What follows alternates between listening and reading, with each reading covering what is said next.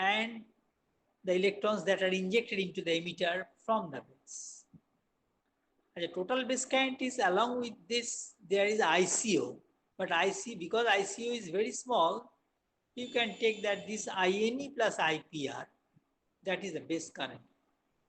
Base current IB must pass through the active part of the base region to the base contact B. The base contacts are, if you look at the figure, you can see that the base contacts are on the two sides. Base current IB must pass through the active part of the base region to the base contacts B. A voltage drop will occur between contacts B and the active part of the base region. Corresponding resistance RB appears in equivalent circuit model to account for this voltage drop. In a real transistor, design is such that the N-type regions leading from the base to the contacts are large in cross-sectional area. And if you look at the figure, you can see this. In a real transistor, design is such that the N-type regions leading from the base to the contacts are large in cross-sectional area, and RB may be negligible. On the other hand, the distributed resistance RB dash along the thin base region is almost always important. This RB dash is comparatively high, relatively high. The base region is of the order of micrometer thickness. The distributed resistance RB dash is usually quite high. As base current flows from the points within the base region towards each end, a voltage drop occurs along RB dash. Over a considerable range of current, the base region resistance is approximated by a lumped resistance R subscript capital B, RB. Over a considerable range of current, the base region resistance is approximated by a lumped resistance RB. With increase in reverse bias, RB increases due to narrowing of base width. Because increasing reverse bias, that narrows the bandwidth, base width. So RB this increases. Two main effects are associated with the voltage drop across the base spreading resistance. The first is that the voltages appearing across the emitter base and the collector base junctions are not the same as the externally applied voltages. This will cause a modification of the Ebers-Moll equations with a subtraction of IBRB. This is base resistance, drop due to the base resistance. This has to be subtracted from VEB, emitter base voltage, and base collector voltage, VCB. The second effect, this is one effect, Ebers-Moll equations are to be modified because the voltages appearing across the junction are not just the bias voltages. This drop due to this base spreading resistance, that is the IBRB, has to be subtracted from both VEB and VCB. And the second effect is that the potential drop in the active region under the emitter reduces the forward bias across the emitter base junction in such a way that the forward bias is larger at the emitter periphery near the contact than at the center of the emitter. If you look at the figure, this will become evident. Because emitter current depends exponentially on the forward bias, the whole current density injected from the emitter will have its highest value in the outer portion near the emitter edge and a minimum value at the center of the emitter. This phenomena which causes current concentration near the edge of the emitter is known as edge crowding or emitter crowding, shown by the crowding of currents near the emitter periphery.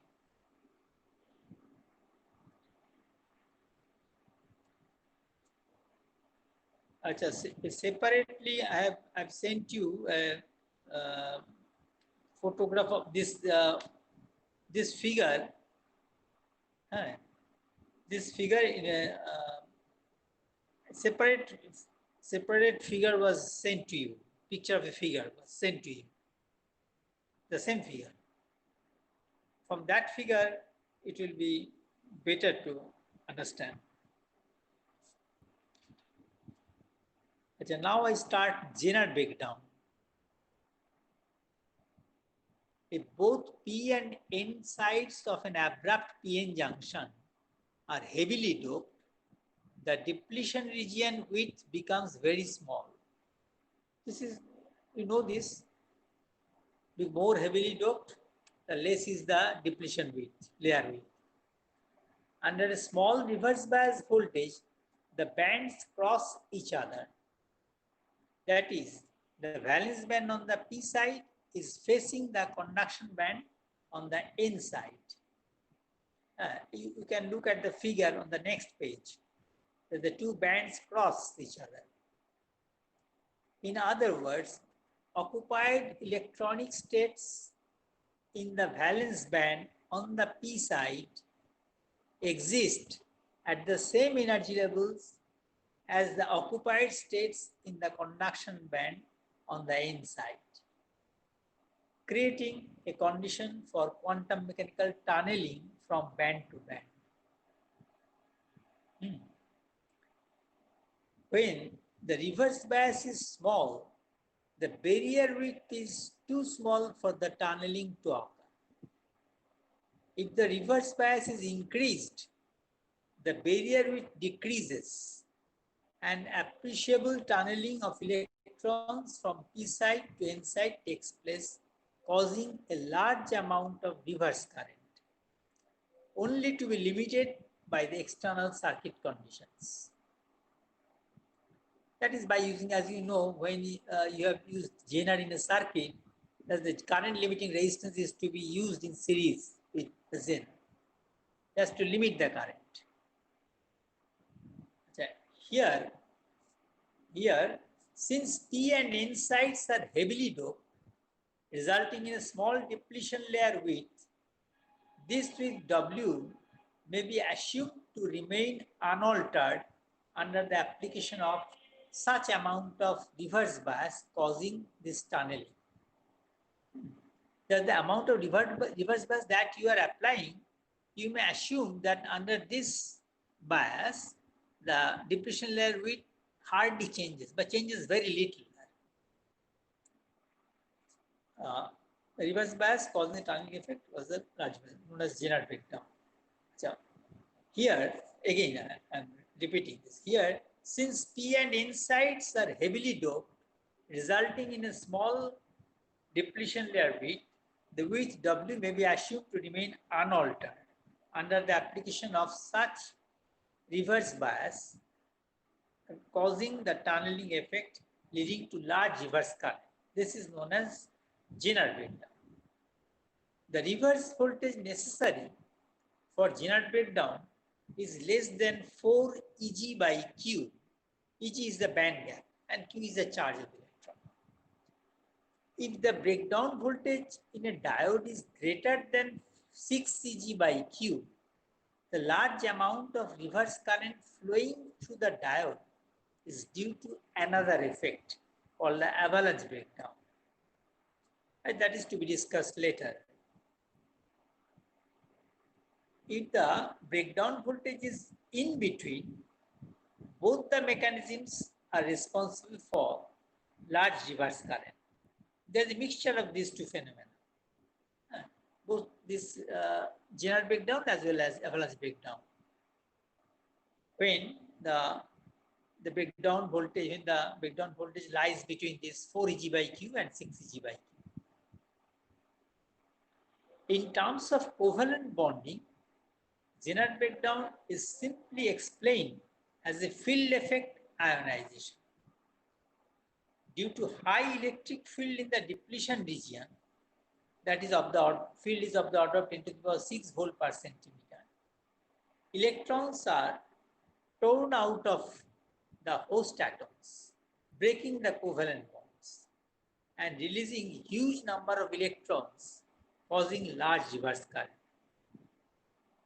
This is in terms of covalent bonding. This Zener breakdown is interpreted like this.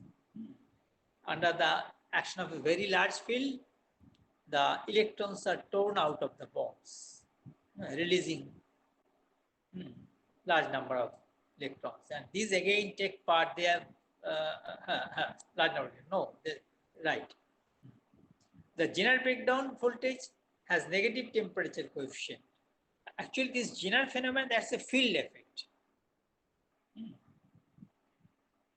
And the avalanche effect is due to impact ionization. That means electrons accumulate, acquire large amount of energy due to the acceleration in the field in the depletion region, which by impact ionization releases more electrons and holes, and they further acquire more energy and cause further ionization. In this way, a cumulative process goes on and a huge amount of current is obtained. This is avalanche effect. Since band gap decreases slightly, in case of Zener breakdown voltage has negative temperature coefficient. That as you increase the temperature, this breakdown voltage decreases. Since band gap decreases slightly with increasing temperature, the given breakdown current can be reached at smaller reverse voltages at higher temperature. On the other hand, avalanche breakdown voltage has positive temperature coefficient. This temperature effect is generally used to distinguish between the two types of breakdown mechanisms.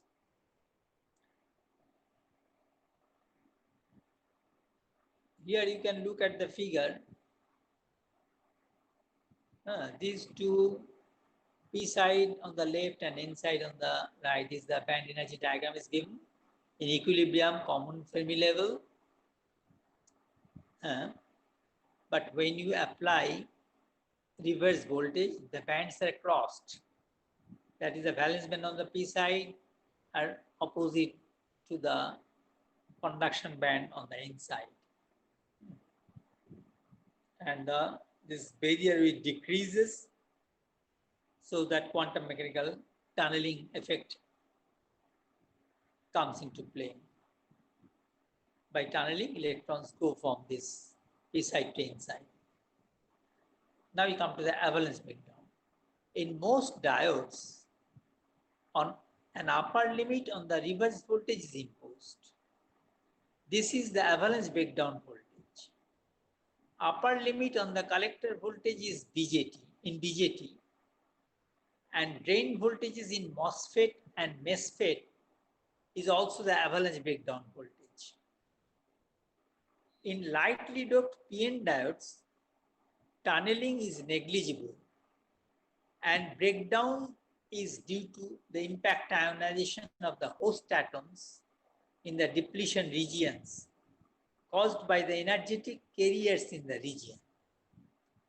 In the high electric field in the reverse bias depletion regions, electrons entering from the P region and holes from the N region into the depletion region create electron holes, which again, on being accelerated by the electric field, cause impact ionization, and this process goes on in cumulative manner, producing large amount of reverse current. We try to determine the breakdown condition. Let a reverse biased electron current IN0 enters the depletion region at x is equal to 0 from left Look at the figure. Let a reverse biased electron current IN0 enters the depletion region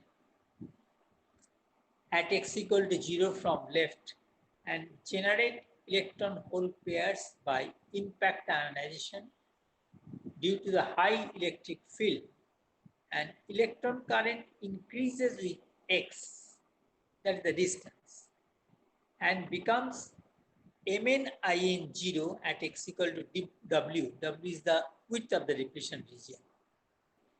That is the current that enters from the left, that is IN0 from the P region, electron current, and that becomes multiplied by Mn at x equal to W, that MnIn0, where Mn is the multiplication factor. Similarly, hole current increases from x equal to W to x equal to 0, and the total current In plus Ip is constant in the steady state.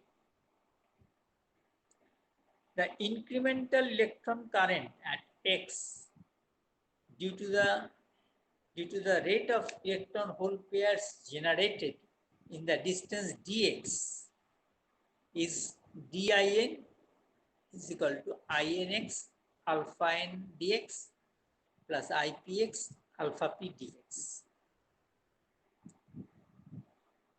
Alpha n alpha p are electron and hole ionization rates.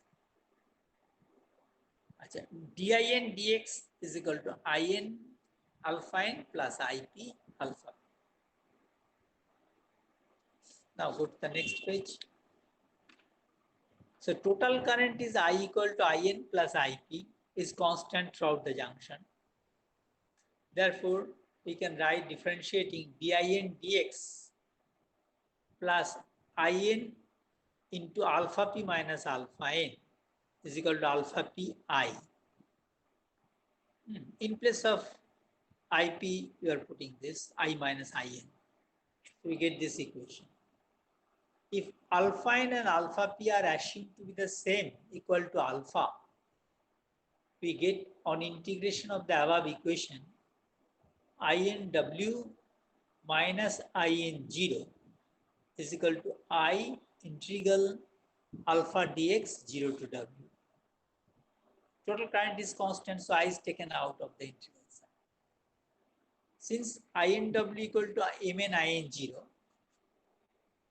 InW is multiplied by Mn times In0, as we said earlier. So substituting this, we get Mn In0 minus In0 by I is equal to integral alpha dx 0 to W. Since Mn In0 equal to approximately equal to I and In0 is In0, we get 1 minus 1 by Mn is equal to integral alpha dx 0 to W. Avalanche breakdown voltage is defined as the reverse voltage at which Mn approaches infinity, when Mn is very large. So the avalanche breakdown condition is thus given by integral alpha dx 0 to W is equal to 1. 1 minus 1 by infinity, very large, that's 0. So this is the condition for avalanche breakdown. Integral alpha dx 0 to W, that's equal to 1. This alpha is naturally a function of the electric field, and so increases with increasing reverse bias. Measurement of carrier multiplication M in junctions near breakdown lead to an empirical relation M equal to 1 by 1 minus V by VBR whole to the power N. Exponent N varies from 3 to 6 depending on the type of material used for the junction. In general, breakdown voltage VBR increases with band gap of the material, since more energy is required for an ionizing collision. VBR increases with increasing doping concentration on the lightly doped side due to the increase in maximum electric field within W. That we can see from the following. The maximum electric field for a one-sided P plus N junction is Emax equal to QND Xn by epsilon. Xn is the depletion layer width. Make it W. In place of Xn, make it W. The maximum electric field for a one-sided P plus N junction is Emax equal to this. This we have seen earlier in case of diodes. And this W equal to root over of 2 epsilon into VO plus VR by QND. VR is the reverse bias amount, voltage amount, and VO is the built-in potential difference. ND is the donor concentration on the N side. Because it is a heavily doped P side, the depletion layer width on the P side may be ignored. Most of the depletion region spreads in the N region, lightly doped region. So this W is equal to root over 2 epsilon into VO plus VR by QND. Because VO is small, much small compared to VR, reverse bias amount voltage amount. So you can write it as W equal to root over of 2 epsilon VR by QND. VR is the reverse bias voltage, VO ignore. If VR is such as to cause breakdown, we define it as breakdown voltage VBR. And the maximum electric field within W is then called the critical electric field, E critical. Then E critical is equal to QND by epsilon into W. In place of W, we put this root over 2 epsilon VBR by QND. That is equal to root over 2 VBR QND by epsilon. And VBR comes out to be equal to epsilon E critical square by 2 QND. That is nearly equal to E critical by 2 into W, the width of the depletion region. Here ND is the concentration on the N side, low doping side. So this is all about avalanche and Zener breakdown. This figure is given. Avalanche multiplication initiated by electron current. IPX and INX are pole and electron current components at position X in the interior of space charge region.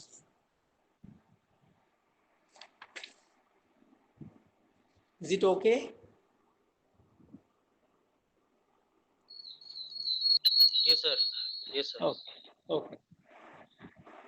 Now we come to the next page, unijunction transistor.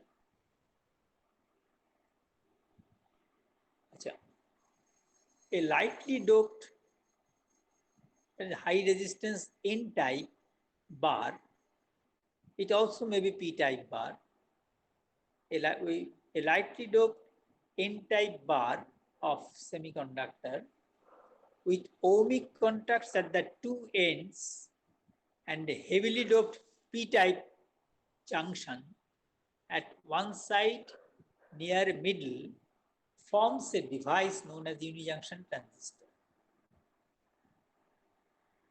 Bar may be N-type or also P-type. If it is a P-type lightly doped bar, in that case, a junction of N region is to be created near the middle of them.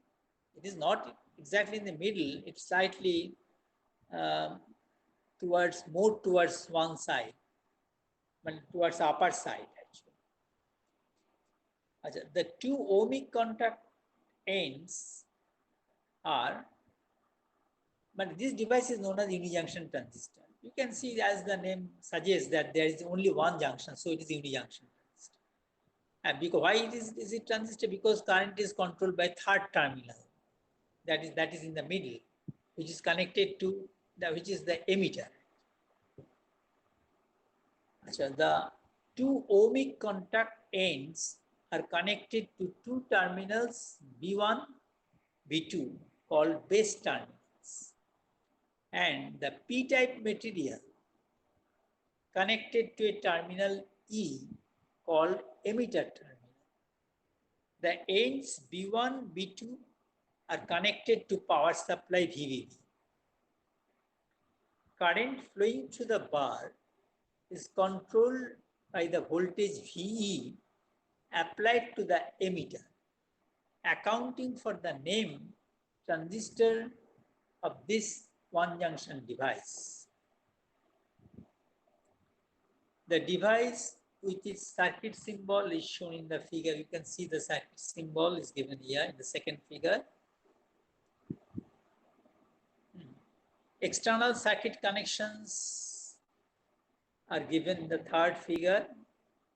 An equivalent circuit representation of the device with emitter open is shown in the figure, the fourth figure. Is shown here. Resistance of the bar between B1 and B2 is RB, is denoted as R subscript capital B. And RB2, RB1 are resistance along the bar between B2 and the P region and between the P region and B1, respectively. RB equal to RB2 plus RB1. With emitter open, that is IE equal to 0, the emitter current equal to 0, the voltage drop across RB1 is naturally V1 equal to RB1 by RB into VVB. RB1 by RB1 plus RB2 into VV. RB1 plus RB2 means RB. And this RB1 by RB1 plus RB2, that is RB, it is denoted as eta. Eta, this is called the intrinsic standoff ratio. Intrinsic standoff ratio word is omitted here. You add this, eta equal to RB by RB1 plus RB2, when IE equal to 0 is called the intrinsic standoff ratio. This is ratio. We missed this word, ratio. RBB is of the order of 5 to 12 kilo. Resistance of this N-type bar, whole bar, is of the order of 5 to 12 kilo. Within this range it varies. Eta varies between 0.5 to 0.8. This intrinsic standoff ratio, depending on how close the junction is to B2. B2 in the upper base. The figure beside, on the left, is the equivalent circuit with the input emitter voltage V connected. Here RB1 is shown as variable. If input emitter voltage V is less than V1, you can see V1 is shown in the figure.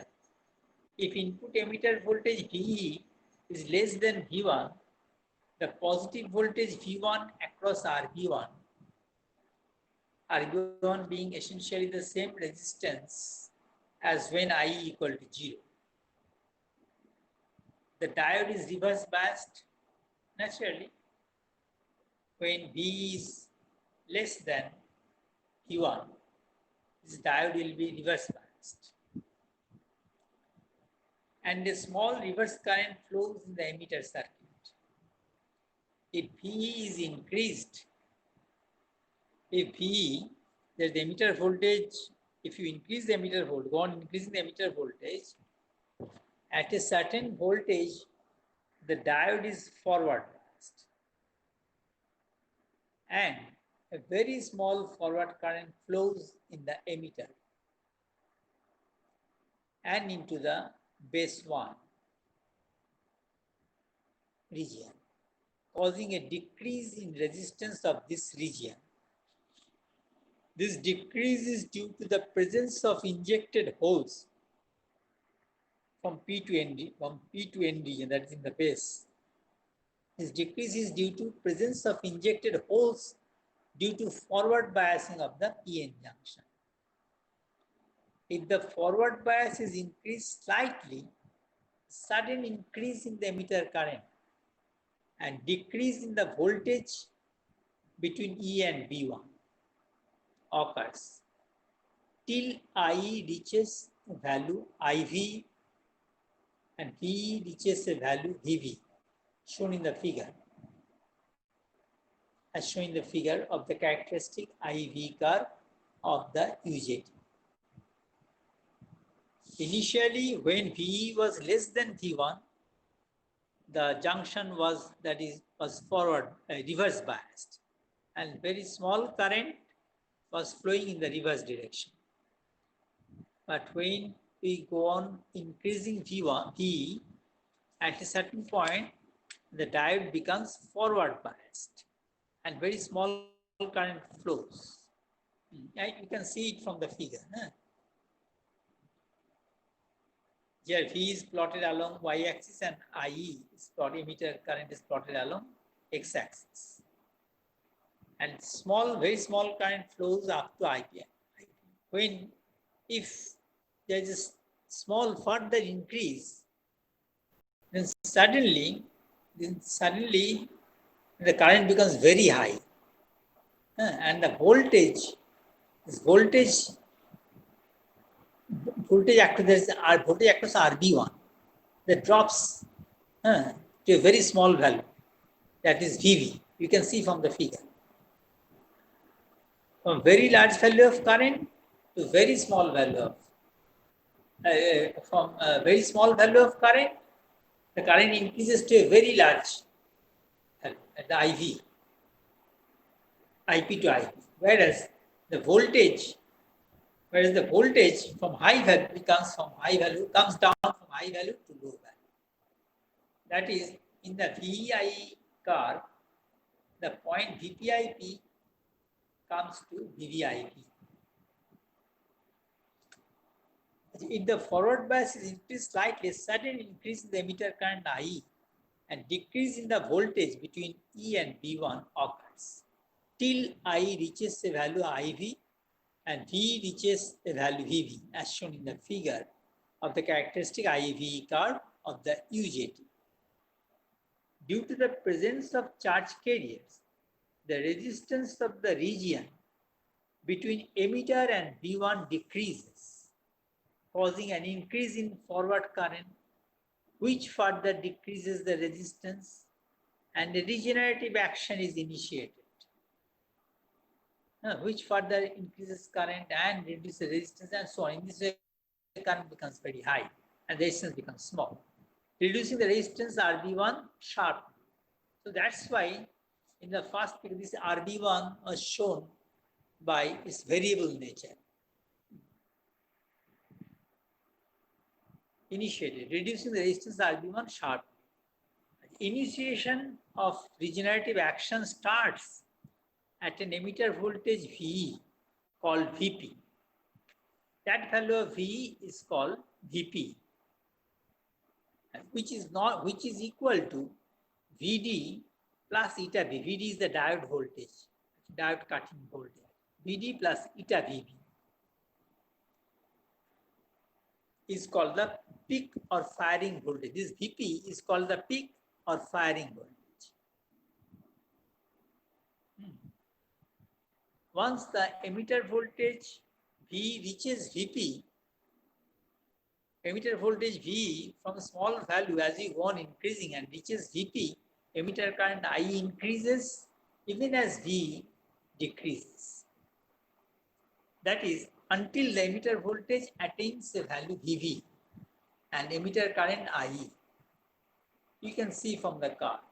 That is, as the current increases, voltage decreases. That is a negative resistance characteristic.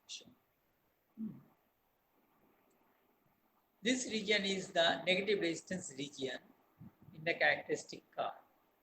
And this region is unstable region because the device cannot be operated in this region. That means whenever the firing voltage is reached, as you go on increasing, as it reaches the point VP, voltage VP, instantly the current rises to the value IV. That is, you cannot control this region. This is beyond your control. So the device cannot be operated in this region, that is in the negative resistance region. Okay, you will do this experiment in the probably in the next semester. Actually, this was an experiment allotted in the second sem. Now it has been shifted, this practical has been shifted to the course in third sem. We will do this experiment. In the characteristic curve, no, the characteristic in this region is similar to that of a